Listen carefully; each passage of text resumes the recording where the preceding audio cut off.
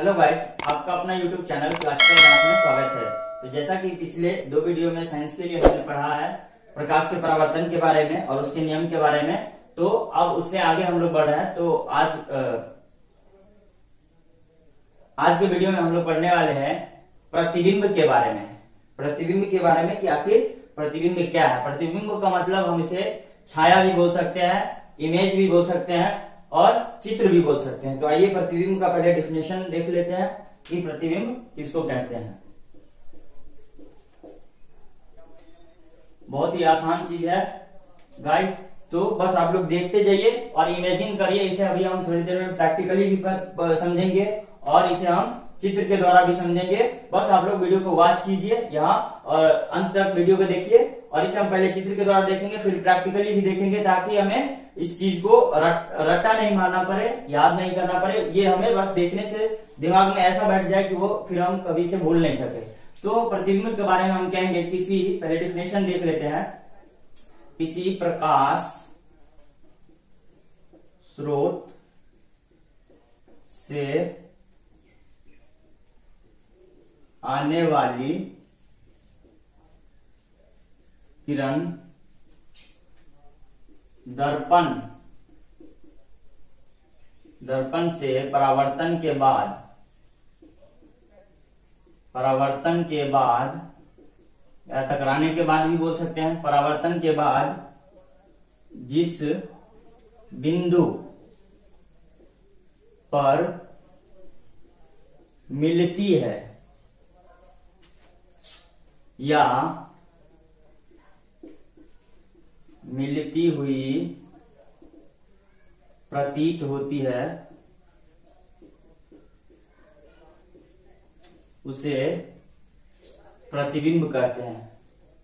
एक बार और डेफिनेशन देख लेते हैं।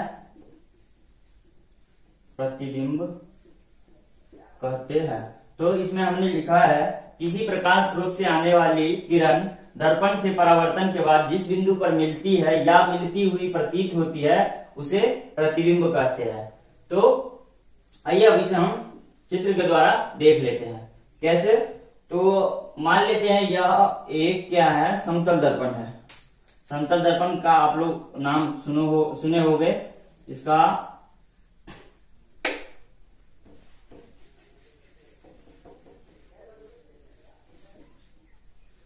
आइए अब इसे हम चित्र के द्वारा देखते हैं।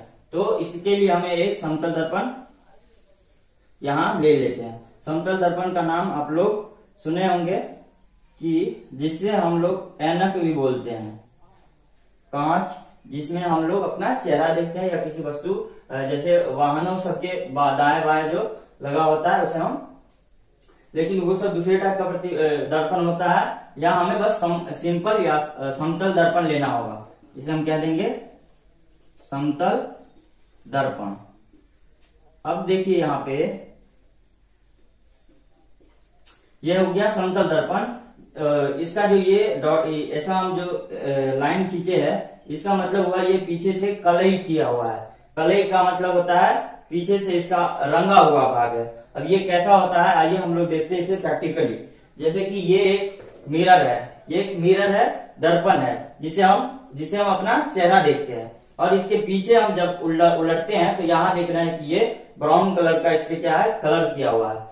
तो इसके बारे में हमने इससे पहले वाले वीडियो में भी कहा था राजतीकरण के बारे में, कि राजतीकरण किसको कहते हैं। तो ये जो होता है ये देखने में सिंपल समतल दर्पण है, लेकिन ये नॉर्मल और लो क्वालिटी का दर्पण है। ये इसके पीछे का मेनली ये जो कलर होता है, ये कलर के ऊपर डिपेंड करता है कि ये सामने से कितना स्मूथ दिखता है और कितना चिकना इसका चित्र बनाता है। कोई भी दर्पण किसी वस्तु का जो भी चित्र बनाता है वो कितना सटीक और कितना चिकना बनाता है। तो इसके लिए क्या होता है कि हमने रजतीकरण के बारे में पढ़ा है, और ये ऑब्जेक्टिव में बहुत सारे क्वेश्चन इस टाइप के पढ़े जाते हैं और पूछे भी जाते हैं। तो इसमें जो होता है, ये पीछे से सबसे पहले इस पर चांदी का परत लगाया जाता है, जिसे हम रजतीकरण कहते हैं। और फिर उसके बाद हम कोई गाढ़ा कलर जो होता है, वो ब्राउन हो, ब्लैक हो या रेड हो, उसे हम इसके ऊपर चढ़ा देते हैं, ताकि इसका जो है स्मूथनेस बहुत ज्यादा हो और रिफ्लेक्टिव कैपेसिटी भी ज्यादा हो। यानी कि ये जितना इसका कलर जितना गाढ़ा होगा, जितना ढंग से कलर किया होगा वो उस प्रकाश को या किसी लाइट को या किसी इमेज को उतना ज्यादा रिफ्लेक्ट करेगा, उतना ज्यादा बाहर निकालेगा। तो आइए समतल दर्पण किसे कहते हैं ये तो हम जान गए। तो यही जो ये डॉटेड लाइन जो हम दिखा दिए यहाँ से वो क्या है कि ये समतल दर्पण का पीछे से कलई किया हुआ भाग है, और ये स्मूथ वाला जहां से हम लोग कोई चित्र या चेहरा या कोई किरण जहाँ पे पड़ता है वो देखते हैं। तो अब आइए इसमें हमने कहा है कि किसी प्रकाश स्रोत से आने वाली किरण दर्पण से परावर्तन के बाद जिस बिंदु पर मिलती है या मिलती हुई प्रतीत होती है, मिलती है या मिलती हुई प्रतीत होती है उसे प्रतिबिंब कहते हैं। तो अब आइए जैसे कि हम देख लेते हैं यहां से एक प्रकाश का स्रोत है, चाहे वो सूर्य हो, चाहे वो बल्ब हो, चाहे वो लाइट हो, चाहे वो सूर्य हो, चाहे वो बल्ब हो, चाहे वो लाइट हो। तो यहां से प्रकाश का स्रोत यहाँ इस बिंदु पर आ रहा है, इस बिंदु पर। तो दर्पण के मान लीजिए कि बिंदु O पर आ रहा है, और यहां से फिर ये क्या कर रहा है, टकराकर यहां से या परावर्तन होने के बाद, परावर्तित होने के बाद ये वापस इधर मुड़कर चला जाता है। तो ये हम इसे क्या कर लेते हैं, एरो के निशान से हम दिखा लेते हैं कि ये यहाँ पे प्रकाश आ रहा है और यहाँ परावर्तन के बाद वापस मुड़कर चला जाता है। तो यहाँ अब हम देख रहे हैं कि जो डेफिनेशन है उस हिसाब से अगर हम क्या करते हैं, प्रकाश स्रोत से आने वाली किरण तो आ रही है, बिंदु से टकराने के बाद जो वापस चली जाती है तो ये किसी न किसी बिंदु पर मिलती है। तो अगर इसे हम इधर कितना भी बढ़ाकर चले जाए तो ये कहीं नहीं मिलेगा। तो भाई मिलेगा फिर कहाँ, तो इसके लिए हम क्या करेंगे, इसे पीछे ले जाएंगे। लेकिन पीछे जो ले जाएंगे तो किसी भी चीज का या किसी भी वस्तु का या किसी भी ऑब्जेक्ट का प्रतिबिंब तभी बनेगा जब वहां पे ऑब्जेक्ट होगा तभी। अगर यहाँ पे कोई ऑब्जेक्ट ही नहीं रखेंगे हम तो फिर प्रतिबिंब कहाँ से बनेगा, चित्र कहाँ से बनेगा। तो उसके लिए हमें जरूरी है कि सबसे पहले हम यहाँ एक ऑब्जेक्ट को रखें। तो चलिए यहाँ पे हम एक ऑब्जेक्ट को रख दिए, ये है यहाँ पे ए भी एक ऑब्जेक्ट है, कोई भी आदमी खड़ा है या कोई भी वस्तु है जो यहाँ पीछे से यहाँ से क्या किया, प्रकाश का किरण आया और इस ऑब्जेक्ट पर पड़ते हुए यहाँ पे इस बिंदु पे कट हुआ, यहाँ पे टकराया और फिर वापस चला गया। तो अब इसे हम क्या करते हैं, इसमें मैथमेटिक्स है, मैथमेटिक्स भी है जो हम आगे पढ़ेंगे। फिलहाल ये हम समझते हैं कि प्रतिबिंब कहाँ बनता है। तो ये यहाँ चला गया, अब इसको हम क्या करेंगे, पीछे लेकर आएंगे, इसे हम पीछे लाएंगे। तो चलिए इसे हम पीछे ले आ रहे हैं। तो हमेशा आप लोग याद रखिएगा, एक नोट बनता है कि छाया प्रतिबिंब जो बनता है या हम उसे लेखा चित्र पर या चित्र के द्वारा कॉपी या हम बोर्ड पर दिखाते हैं तो उसे हम डॉटेड लाइन से दिखाते हैं, मतलब कटी हुई रेखा से। जो रेखा कटते हुए आगे बढ़ रहा है तो उसे हम क्या कहते हैं, इस रेखा से सूचित करते हैं, चाहे वो प्रतिबिंब हो चाहे वो कोई भी मैथमेटिक्स हो जो ड्राइंग हम करते हैं। तो हो गया। तो यहाँ पे हम देख रहे हैं ए बी जो ऑब्जेक्ट था, ये ए बी ऑब्जेक्ट, ये अब क्या हो गया, इसका प्रतिबिंब कहाँ बन रहा है, यहां हम लिख देते हैं इसका नाम बी डैश ए डैश। यहाँ बी डैश और ए डैश जो है वो क्या है, प्रतिबिंब है। तो अब इसके लिए लेकिन एक और नियम यहाँ फॉलो कर रहा है क्या, कि इससे पहले हम जो प्रकाश के परावर्तन का नियम पढ़े थे कि आपतित किरण, परावर्तित किरण और आपतन बिंदु पर डाला गया लंब तीनों एक ही समतल में होता है। तो ये तो उसको फॉलो नहीं कर रहा है, क्यों, क्योंकि यहाँ पे अभी तक हमने अभिलंब या लंब नहीं डाला है। तो चलिए हम इस पे अब एक और ड्राइंग करते हैं, यहाँ पे एक अभिलंब खींच देते हैं। तो ये हो गया अभिलंब। ये अब इस नियम को भी फॉलो कर रहा है कि आपतित किरण, परावर्तित किरण और आपतन बिंदु पर डाला गया लंब तीनों एक ही तल में है, यहाँ पे बिंदु O पे, और ये ए बी कोई ऑब्जेक्ट है जिसका क्या है, जहाँ पे इस दर्पण पे ये चित्र बन रहा है बी डैश ए डैश। तो अब हम समझ गए ना कि डिफिनेशन से और चित्र से और दर्पण कैसा होता है, इसे प्रैक्टिकली भी समझ गए, जिससे रजतीकरण के बारे में आप लोगों को हमेशा के लिए याद हो गया। तो किसी प्रकाश स्रोत से आने वाली किरण दर्पण से परावर्तन के बाद जिस बिंदु पर मिलती है या मिलती हुई प्रतीत हुई है उसे प्रतिबिंब कहते हैं। तो ये ए बी जो कोई ऑब्जेक्ट था, कोई वस्तु रखा था, तो प्रकाश स्रोत यहाँ से आ रहा था, यहाँ पे टकराने के बाद फिर वापस चला गया। तो इसे हम पीछे जहाँ पे फिर कहा जिस बिंदु पर मिलती है या मिलती हुई प्रतीत होती है, तो इधर तो नहीं मिलेगा, तो इसके लिए हम पीछे इसको बढ़ाए और इसको भी पीछे लाए। तो यहाँ पे आके ये दोनों पॉइंट क्या हो रहा है, कट हो रहा है। तो हम यानी कि कहेंगे क्या, कि ये ऑब्जेक्ट का यहाँ पे प्रतिबिंब बना, यानी कि छाया बना। ठीक, तो हम डिफिनेशन के द्वारा समझ गए। अब है आगे, आज हमें 3 ही पॉइंट पढ़ना है। प्रतिबिंब कितने प्रकार का होता है, प्रतिबिंब किसे कहते हैं, और पार्श्व परादर्शन। तो प्रतिबिंब दो प्रकार के होते हैं, वास्तविक प्रतिबिंब और आभासी प्रतिबिंब। प्रतिबिंब दो प्रकार के होते हैं, कौन कौन से? तो एक वास्तविक प्रतिबिंब और एक आभासी प्रतिबिंब। पहला है वास्तविक प्रतिबिंब, और दूसरा है आभासी प्रतिबिंब। आभासी प्रतिबिंब। आइए इन दोनों का भी डिफिनेशन देख लेते हैं। तो ये प्रतिबिंब का जो अभी हमने डिफिनेशन पढ़ा, सेम उसी के डिफिनेशन से मिलता जुलता है। तो बस इसमें ये ध्यान है, सब कुछ सेम रहेगा, बस ये आपको ध्यान रखना है कि वास्तविक प्रतिबिंब किसी प्रकाश स्रोत से आ रही प्रकाश की किरण दर्पण से परावर्तन के बाद वास्तव में जिस बिंदु पर मिलती है, या जिस बिंदु पर वास्तव में मिलती है, उसे वास्तविक प्रतिबिंब कहते हैं। और आभासी प्रतिबिंब किसको बोलते हैं? दर्पण से परावर्तन के बाद जिस बिंदु पर मिलती हुई प्रतीत होती है। प्रतीत होना का मतलब आभास होना, ऐसा हमें ज्ञात होना। वो कंफर्म नहीं है कि ये यहाँ पे है, लेकिन हमें आभास हो रहा है कि यहाँ पे ऐसा इसका प्रतिबिंब बन रहा है। तो आभासी मतलब प्रकाश स्रोत से आ रही प्रकाश की किरण दर्पण से परावर्तन के बाद जिस बिंदु पर मिलती हुई प्रतीत होती है, उसे आभासी प्रतिबिंब कहते हैं। तो आइए इसका हम जल्दी से दोनों का डेफिनेशन लिख लेते हैं, और आप देखते जाइए और याद करते जाइए बस 10-15 सेकंड के अंदर। वास्तविक प्रतिबिंब किसी प्रकाश स्रोत से आने वाली किरण दर्पण से टकराने के बाद जिस बिंदु पर वास्तव में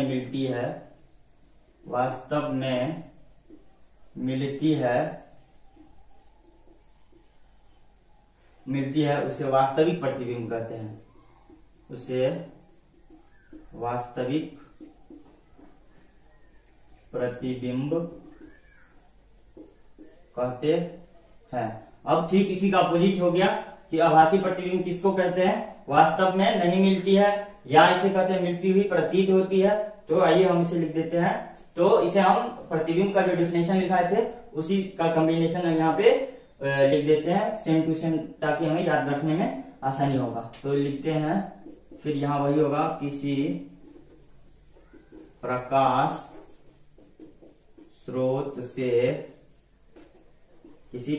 स्रोत से आने वाली किरण दर्पण से टकराने के बाद जिस बिंदु पर मिलती हुई प्रतीत होती है, यानी कि हम उसे आभास करते हैं, प्रतीत होती है, उसे आभासी प्रतिबिंब कहते हैं। अब इसका नियम कानून क्या है, इसमें कैसा प्रतिबिंब बनता है, सीधा, उल्टा, बड़ा, छोटा, इसके बारे में हम लोग आगे पढ़ेंगे। अभी हम डिफिनेशन के बारे में पढ़ते हैं। प्रतिबिंब कहते हैं। अब आइए, दो चीज हमने पढ़ लिया। प्रतिबिंब किसे कहते हैं, प्रतिबिंब कितने प्रकार के होते हैं। अब है एक पार्श्व परादर्शन, यानी कि उस वस्तु का उल्टा दिखना। मतलब अगर हम ऐसा, आप लोग गौर किए होंगे, इसे हम फिर से प्रैक्टिकली समझेंगे कि आप लोग ने गौर किया होगा, कभी मिरर के सामने खड़े होकर हम अपना बायां हाथ उठाते हैं तो मिरर में हमें ऐसा आभास होता है, ऐसा हमें देखने को मिलता है कि वो जो हमारा जो चित्र बन रहा है मिरर में, वो दाहिना हाथ उठा रहा है। आप लोगों ने दूसरा एग्जांपल एक और आप लोगों ने देखा होगा कि एम्बुलेंस जो रोड पे जो चलता है, एम्बुलेंस व्हीकल, गाड़ी, मरीज जिसमें ढोया जाता है, तो उस गाड़ी में लिखा होता है आगे या पीछे में हम लोग देखते हैं कि उल्टा एम्बुलेंस लिखा होता है। वो आखिर क्यों लिखा होता है, इसके बारे में आप लोगों ने कभी सोचा है? तो अगर सोचा भी है या नहीं भी सोचा है तो आइए आज इससे हम कंफर्म कर लेते हैं ऐसा क्यों लिखा होता है। तो आगे जो गाड़ी निकल रहा होता है या जाता है या पीछे से कोई भी गाड़ी आता है तो एम्बुलेंस, जैसा कि हम लोग जानते हैं कि इमरजेंसी व्हीकल है, उसे जल्दी रास्ता दिया जाना चाहिए, तो उसमें उल्टा इसलिए लिखा होता है ताकि अगर सामने वाला गाड़ी कोई जा रहा है तो वो अगर मिरर में देखेगा तो वो उल्टा अगर लिखा होता है एम्बुलेंस तो उसके मिरर में सीधा एम्बुलेंस लिखाता है। तीसरा पॉइंट है पार्श्व परिवर्तन। पार्श्व परिवर्तन, आइए इसका पहले डेफिनेशन देख लेते हैं। जब हम किसी वस्तु को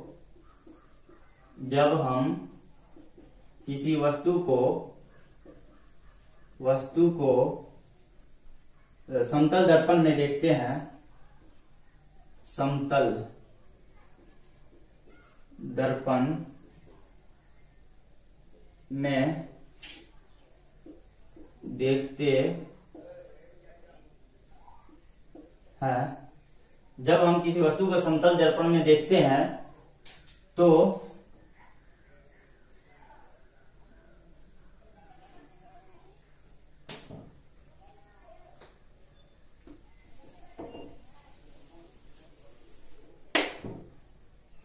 पार्श्व परिवर्तन, जब हम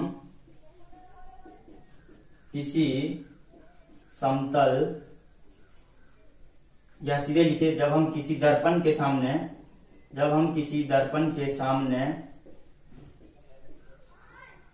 खड़े होते हैं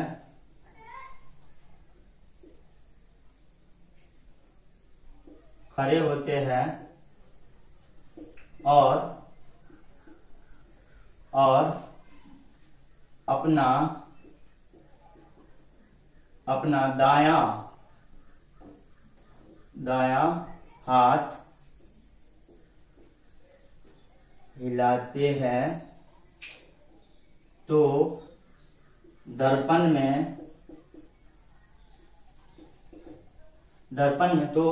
में हमारा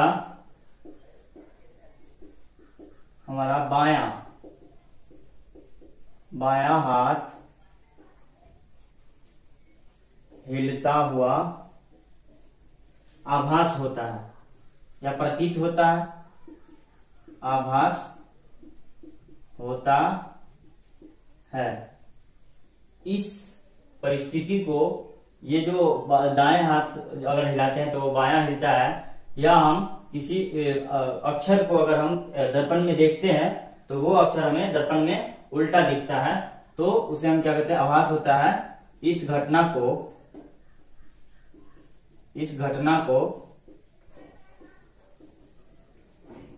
को पार्श्व परावर्तन कहते हैं। पार्श्व परावर्तन कहते हैं। तो आइए अब इसे हम चित्र के द्वारा देखते हैं सिंपली, और उसके बाद हम प्रैक्टिकली भी इसे देखेंगे। तो आइए जैसे कि देखते हैं यहाँ पे, ये सिंपली एक टेक्स्ट बुक है, या सीधे आप कह लीजिए एक पेज है, कोई भी कॉपी का सादा कॉपी का एक पेज है। यहाँ पे हमने आर लिख दिया, कुछ मोटे और गाढ़े अक्षर में आर लिख दिया। अब जब हम इसे दर्पण के सामने ले जाते हैं, जिसका पीछे का भाग कलर किया हुआ है, यहाँ लिख देते हैं कागज का टुकड़ा, कागज का टुकड़ा। इस पर हमने आर लिख दिया है, थोड़ा गाढ़ा करके इसे आर लिख दिया। अब ये है समतल दर्पण, ये क्या है, समतल दर्पण है। अब यहाँ जब हम इस कागज के टुकड़े का फ्रंट साइज इस दर्पण के फ्रंट साइज पर ले जाते हैं तो हमें यहाँ पे ये इस टाइप का आर दिखता है। आप लोगों ने गौर किया होगा, ये इस टाइप का आर उल्टा दिखेगा, इसे ही हम क्या कहते हैं, पार्श्व परादर्शन या पार्श्व परावर्तन। ठीक है, ये तो हमने इस घटना को हम लोग क्या कहते हैं, पार्श्व परावर्तन। आइए अब इसे चित्र के द्वारा तो हमने देख लिया। तो चलिए अब इससे अगला टॉपिक है समतल दर्पण में प्रकाश, समतल दर्पण में प्रतिबिंब कैसे बनता है। तो अभी हमने या समतल दर्पण में प्रतिबिंब, इसका हम डिफिनेशन नहीं लिखकर चित्र बता देते हैं और चित्र के बाद फिर इसे हम, इसका 4-5 पॉइंट है जिसे हम याद करवाते हैं अभी कि उसका जो चित्र बनता है, उसका जो प्रतिबिंब बनता है, उसका क्या क्या गुण है, कैसा कैसा बनता है, बड़ा छोटा लंबा या उल्टा। सॉरी, एक चीज के लिए क्षमा खेद है कि अभी हमें किताब का सहारा इसलिए लेना पड़ रहा है कि नोट नहीं बन पाया। तो नोट नहीं बनने का वो रीजन था कि रिसेंटली वो एक्सीडेंट हो गया है मेरा, तो जिसके कारण बहुत ज्यादा प्रॉब्लम था, तो नोट्स नहीं बन पाया, तो हमें इसलिए किताब का सहारा लेना पड़ रहा है। खैर, तो चलिए अब है समतल दर्पण द्वारा बने प्रतिबिंब की विशेषताएं। इसके लिए सबसे पहले हम करेंगे क्या, समतल दर्पण पर प्रतिबिंब बनता कैसे है, इसे चित्र में एक बार और हम देख लेते हैं, जैसा हमने इससे पहले भी देखा। ये जल्दी से इसका हम एक ड्राइंग खींचते हैं। ये हो गया समतल दर्पण, जिसका पीछे का भाग कलई किया हुआ है, रंगा हुआ है। यहाँ पे लिख देते हैं समतल दर्पण।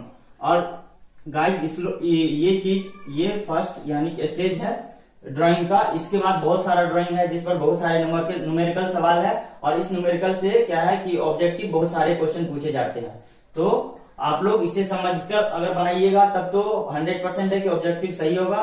और किसी स्टूडेंट, कोई स्टूडेंट डायरेक्ट रट्टा मार कर जाते हैं, तो अगर अंक में, डिजिट में कोई थोड़ा सा भी अंतर कर दे तो वो सीधे सीधे क्या होता है, वो गलत हो जाता है। और तुक्का मारने से भी कभी कभी सही हो जाता है, लेकिन हम किस्मत पर कब तक चलेंगे, क्यों? तो इसके लिए हम अपना मेहनत खुद क्यों नहीं करेंगे कि हम आगे बढ़ेंगे और पूरा कॉन्फिडेंस के साथ उस ऑब्जेक्टिव को हम क्यों नहीं सॉल्व करेंगे समझ कर। तो आइए हम यहाँ देखते हैं समतल दर्पण पर प्रतिबिंब। तो इसके लिए हमने यहाँ पे ऑब्जेक्ट रखा।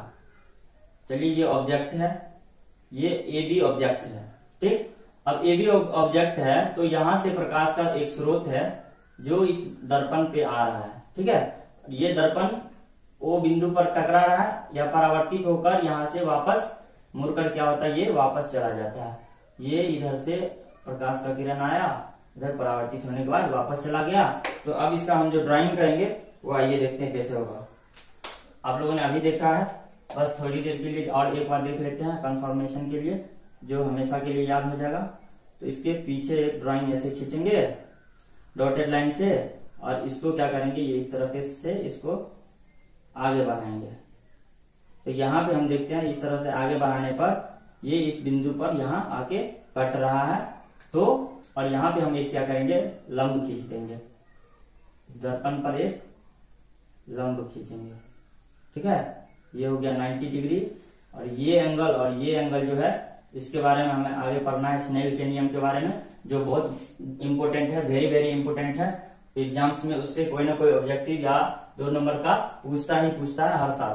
तो आइए अब हम देखते हैं इसे। तो हम ये बी हो गया, बी के बाद अब इसे हम क्या कर देंगे, ए डैश बी डैश। ये तो ए बी ऑब्जेक्ट है और ये ए डैश और बी डैश ऑब्जेक्ट का छाया है या प्रतिबिंब कहिए आप लोग। अब इसका हम नामकरण कर देते हैं, ये एम है, ये एन है और ये ओपी लंब है, ठीक।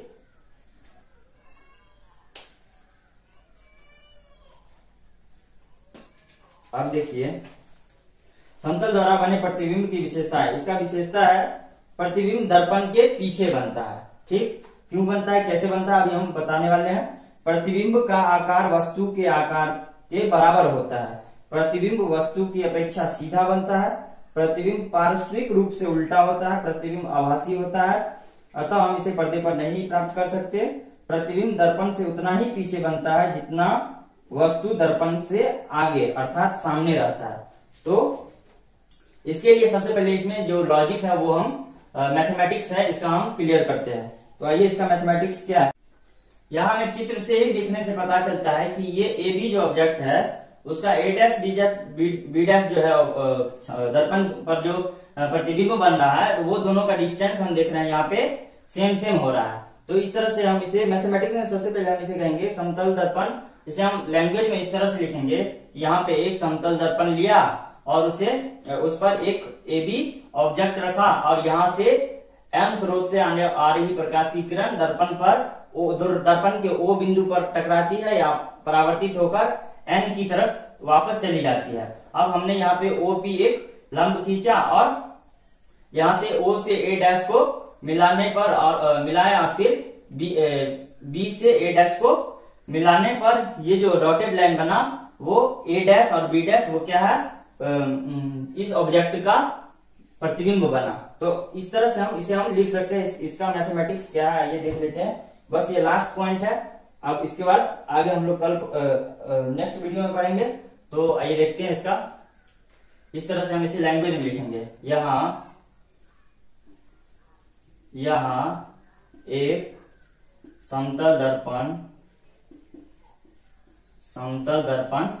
यहाँ एक समतल दर्पण, ऐसा इसका नाम लिख दीजिए एक्स वाई।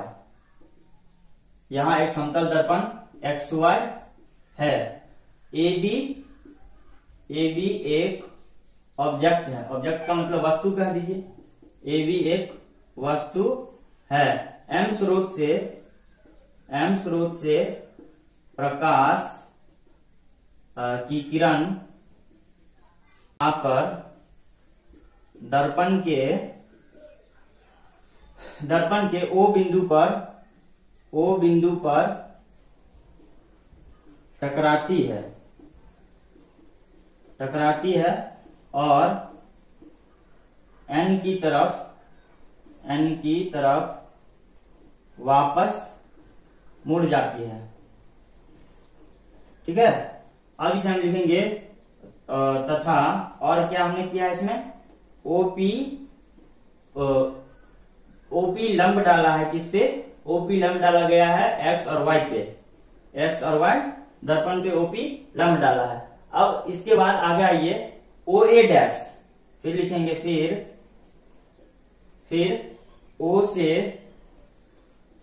से ए डैश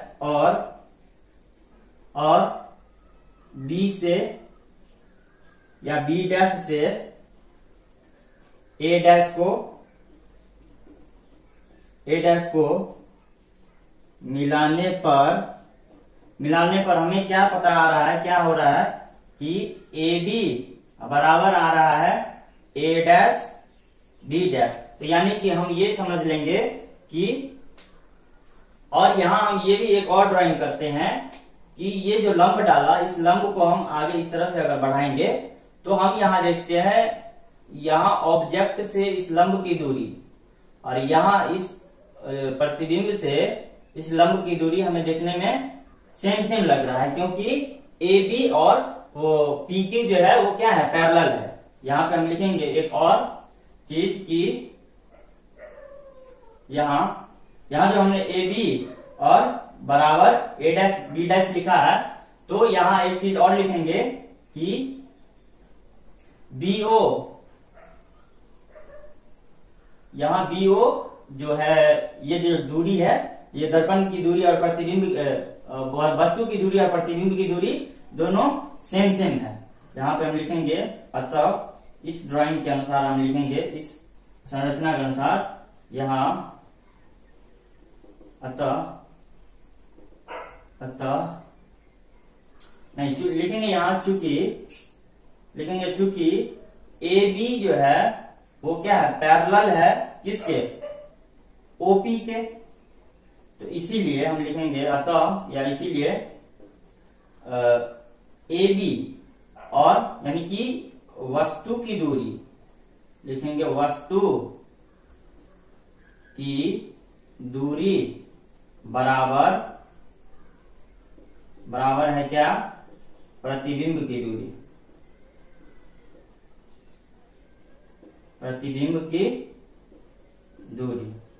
तो दोस्तों यहीं तक हम खत्म करते हैं आज का वीडियो, क्योंकि यहां तक बहुत ज्यादा लंबा हो रहा है। तो अब इसका जो 6-7 जो पॉइंट है इसका, और इसके जो गुण है, जैसे कि प्रतिबिंब का और वस्तु का जो गुण है, और इसका और जो मैथमेटिक्स है वो हम लोग अगले वीडियो में पढ़ेंगे। तब तक इतना ही। जी से एक बार आप लोग फिर से ध्यान से देख लीजिए और फिर से इसे दिमाग में बिठा लीजिए। धन्यवाद।